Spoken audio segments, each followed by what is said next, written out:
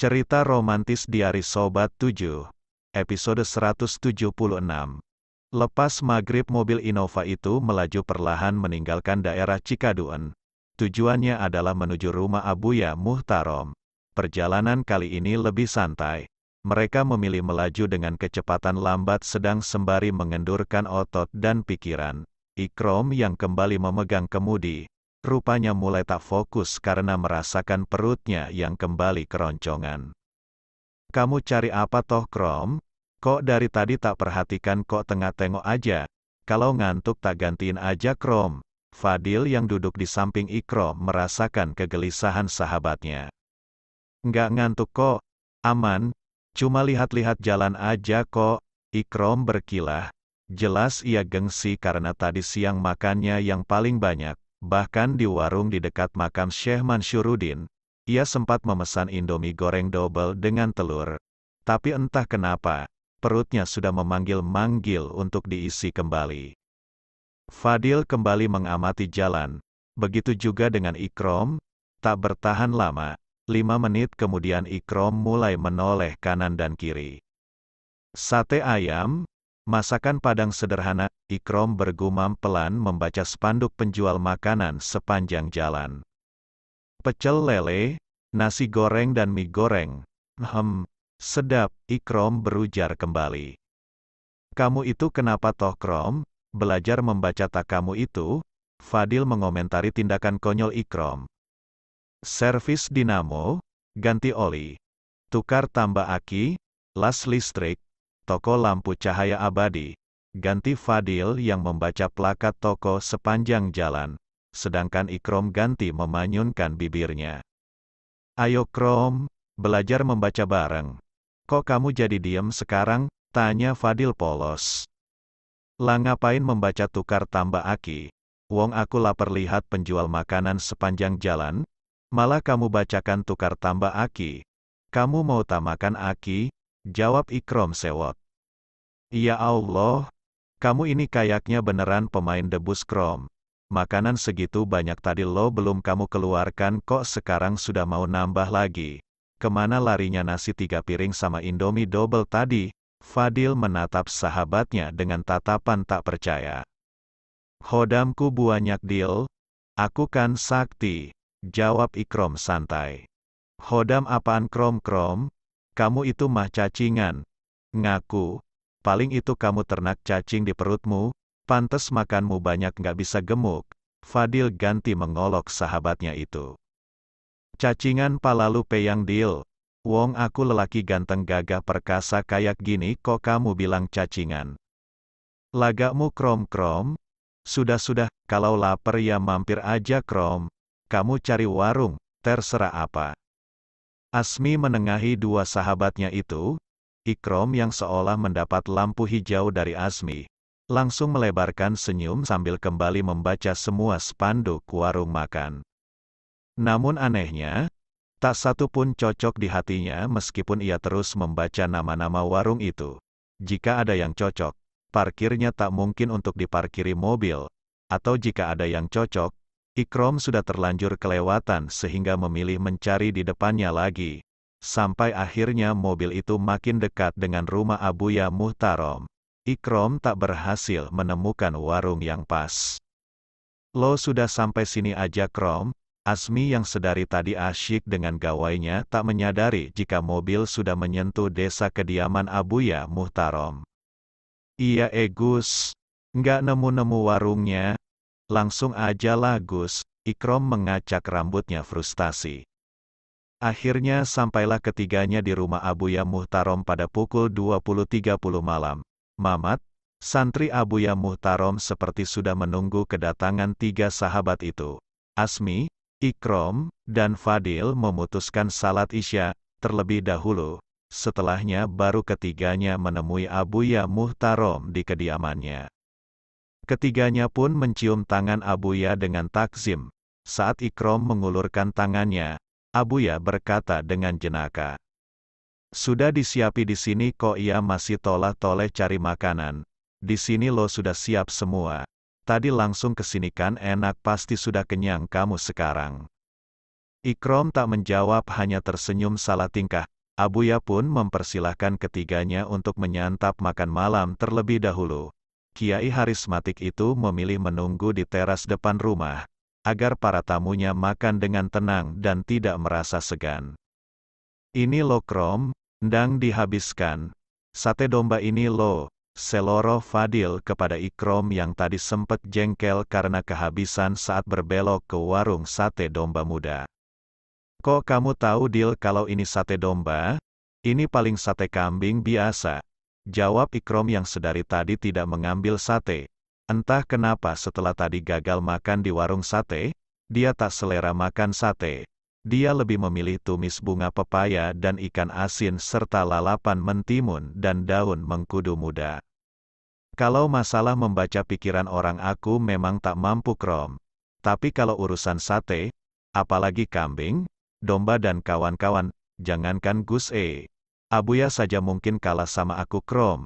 Ini domba umur berapa saja aku tahu kok.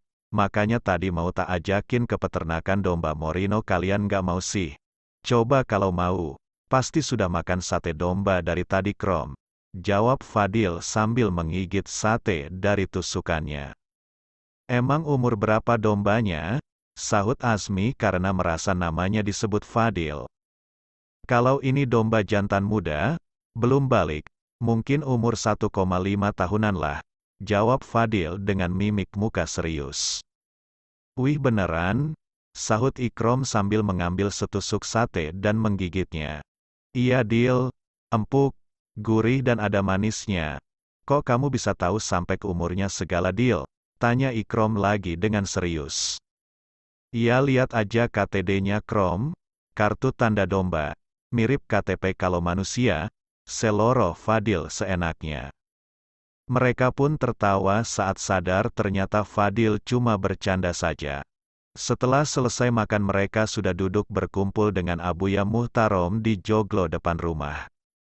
Alhamdulillah kalau Nak Azmi ditemui oleh beliau langsung Nak, jawab Abuya Muhtarom setelah mendengar cerita Azmi tentang perjalanan mereka. Iya Abuya. Alhamdulillah, terima kasih kepada Abuya Muhtarom yang telah membimbing saya sampai ke titik ini, jawab Azmi. Ah, aku itu cuma wasilah Nak, cuma sarana, tanpa aku pun kalau memang sudah saatnya Nak Azmi sampai ke tingkat ini, akan tetap sampai, meski tanpa bantuan saya, jawab Abuya Muhtarom. Lalu Abuya Muhtarom memberi tanda kepada Mamat untuk mengambil kitab yang sudah dia siapkan. Nak Azmi sudah pernah mengaji kitab Kifayatul Mustafid sampai hatam kan? Tanya Abuya Muhtarom sambil menerima kitab dari Mamat dan kemudian diserahkan kepada Azmi. Sudah Abuya, hatam, tetapi tidak hafal penuh. Hanya sebagian saja yang hafal, sahut Azmi dengan takzim sambil menerima kitab dari Abuya Muhtarom. Coba jelaskan Kifayatul Mustafid ini jenis kitab apa? Tanya Abuya Muhtarom sambil menghisap gulungan tembakau yang dibawakan Azmi beberapa saat yang lalu. Kifayah al-Mustafid 5 ala Asanid ini adalah sabat alias kodifikasi sanad milik Syekh Mahfuz bin Abdullah At-Turmusi. Sabat yang berarti hujah adalah sebuah buku yang memuat mata rantai intelektual penulisnya. Berisikan kitab apa saja yang telah Syekh Mahfuz Termas pelajari. Dengan siapa saja beliau belajar serta bagaimana pandangan beliau terhadap berbagai fan atau cabang ilmu yang telah beliau pelajari. Jawab Azmi tanpa membuka kitabnya.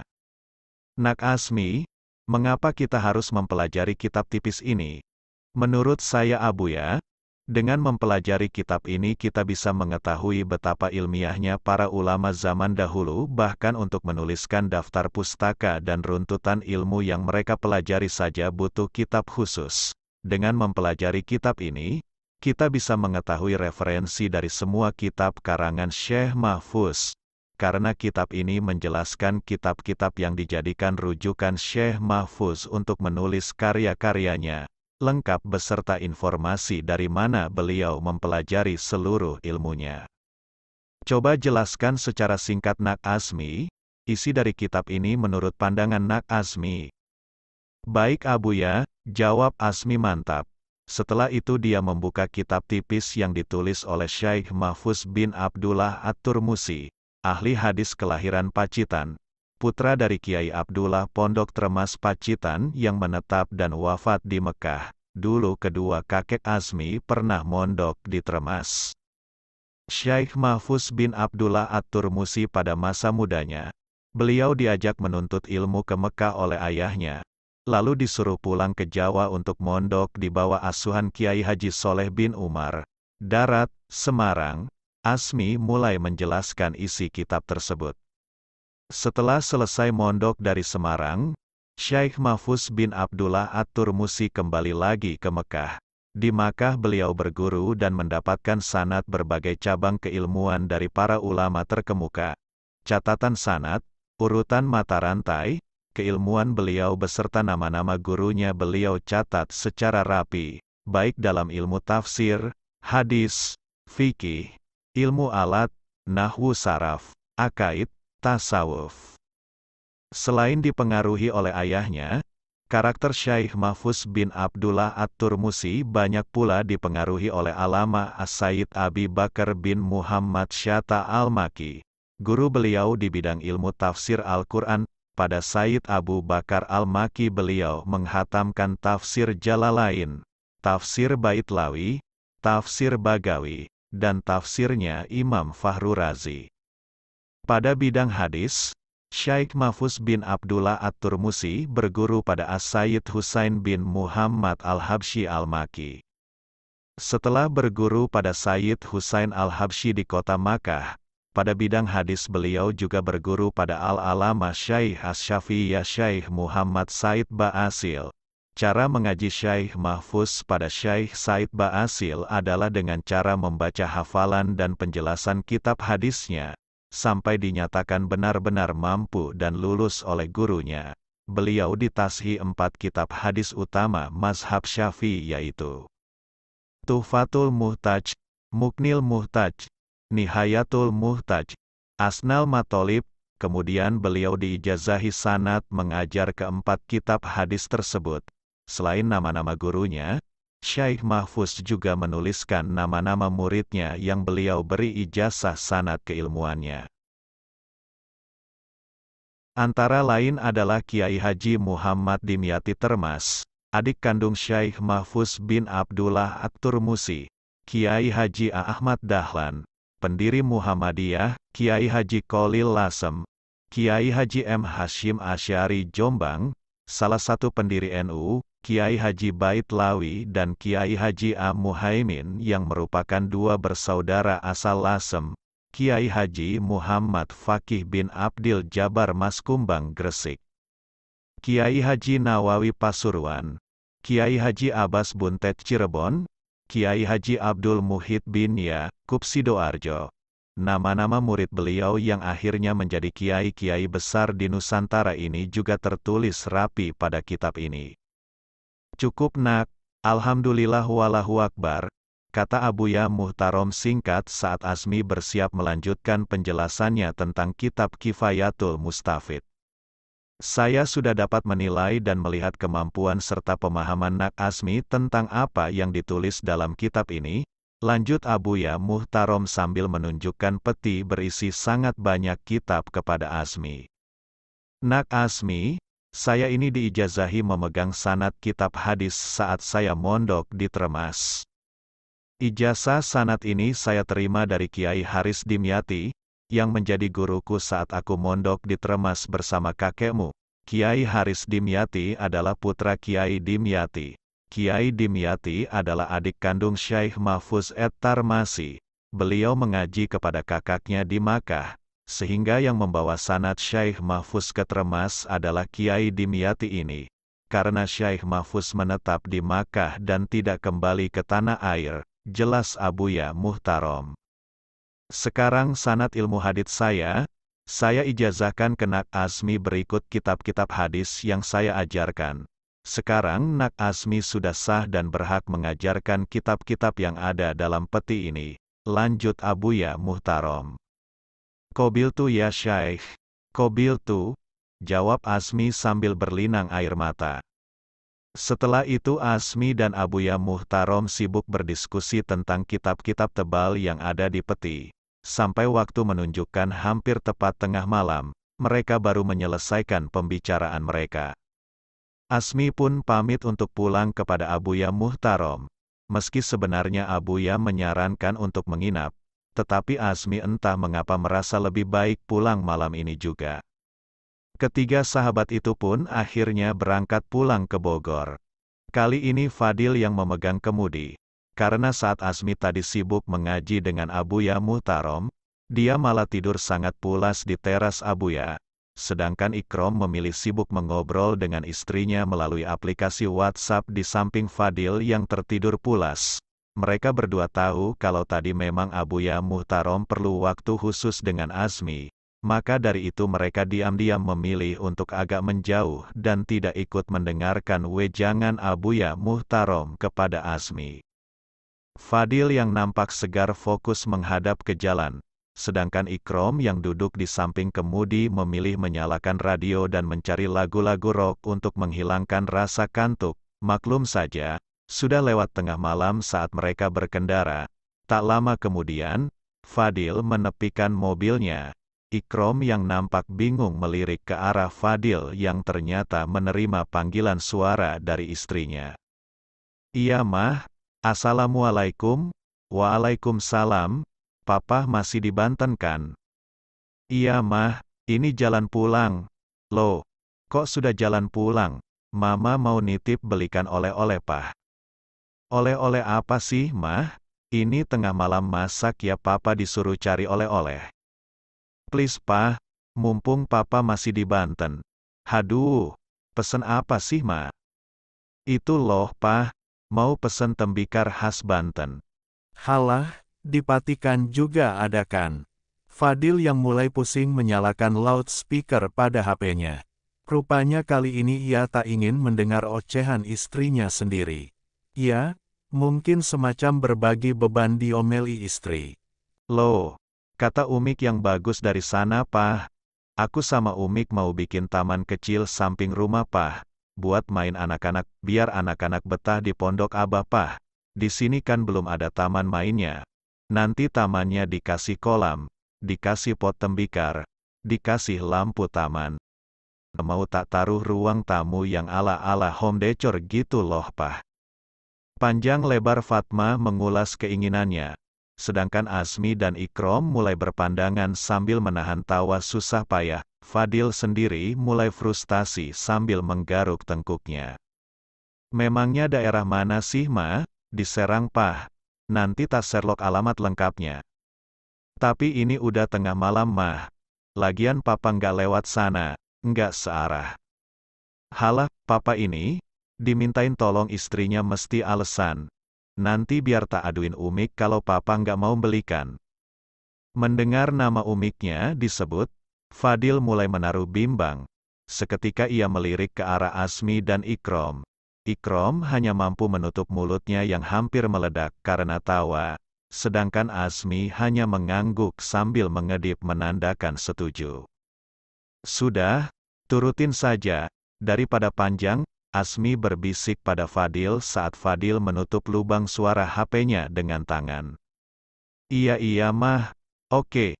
Tapi besok pagi ya, kalau malam udah tutup semua." Oke Papa.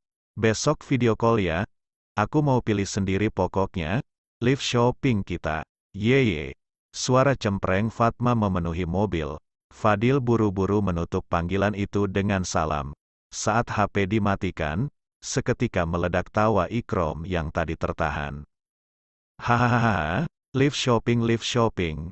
Makan tuh live shopping." Ikrom tertawa terbahak-bahak. Akhirnya mobil putar balik menuju arah Serang. Mereka memutuskan untuk tidak jadi langsung pulang, melainkan mencari penginapan di daerah Serang yang jaraknya kurang lebih 1-2 jam dari tempat mereka saat ini. Mobil pun melaju perlahan menembus gelapnya malam. Fadil sibuk menyetir, sedangkan Ikrom sibuk menyanyi lagu rock sambil mengamati lirik lagu di gawainya. Asmi sendiri memilih membuka kitab yang tadi diberikan Abuya Muhtarom. Dia mengambil satu kitab tebal dari belasan kitab yang diberikan Abuya. Dear God, the only thing I ask of you is to hold her when I'm not around, when I'm too far away. Ikrom menyanyikan lagu Dear God dengan logat khas Jawanya yang kental dengan kolkolah kubro. Terlebih suaranya mendayu-dayu tak tentu plus cempreng setengah oktav. Sungguh, membuat Fadil yang tadinya suntuk karena permintaan Fatma, kini merasa lebih suntuk lagi. Nyanyi apa toh krom-krom? Perasaanku dengerin omelannya istriku itu sudah sumpek. Ternyata ada yang bikin lebih sumpek lagi. Hadaah, nyanyi itu mbok ya yang jelas. Nggak bisa nyanyi Inggris itu mbok ya nyanyi biasa aja gitu loh.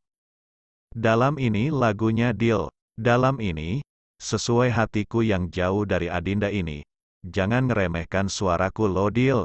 Aku ini suaranya udah tak mirip-miripin sama vokalis aslinya. Sapa kui, Mas Chris Martin. Loh, kok Chris Martin? Bukannya Chris Martin vokalisnya Coldplay. Loh bukan ya? Iya bukanlah krom-krom. Tak kira vokalisnya apenget sepenpolet itu ya Chris Martin. Sepenpolet doong. Pakai kolkolah kubro lagi krom-krom.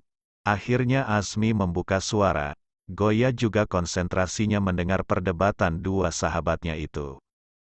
Suasana kembali cair sehingga ketiganya segar kembali. Sampai tak lama kemudian Asmi mulai menutup hidungnya. Haduh, siapa ini kentut? Huh, baunya, ya Allah, teriak Fadil sambil membuka kaca lebar-lebar. Maaf teman-teman, kelepasan, maklum abis makan daun mengkudu mentah. Keduanya pun hanya bisa menggeleng pelan. Hingga 10 menit kemudian tercium aroma busuk kembali dari arah yang sama, dengan Ikrom yang menjerit menyanyikan lagu Agnes Monica. Kroom, teriak Fadil dan Asmi serentak sambil berlomba membuka jendela mobil. Kok baunya kental banget Kroom? Nggak ilang-ilang. Protes Asmi yang duduk di belakang Ikrom. Hehehe, maaf Gus. Karena nadanya terlalu tinggi, menekan diafragma saya, jadi yang bawa ikut lepas Gus. Maaf kawan-kawan. Ikrom masih berkilah. Ia kemudian melanjutkan menyanyikan lagu Tulus dengan judul Hati-hati di Jalan dengan suara cemprengnya. Hati-hati di jalan, .n. Penekanan suara Ikrom di bagian N sungguh membuat Fadil terganggu. N-nya jangan panjang-panjang, nanti yang bawa ikut lepas lagi. Lo ini guna ini, N.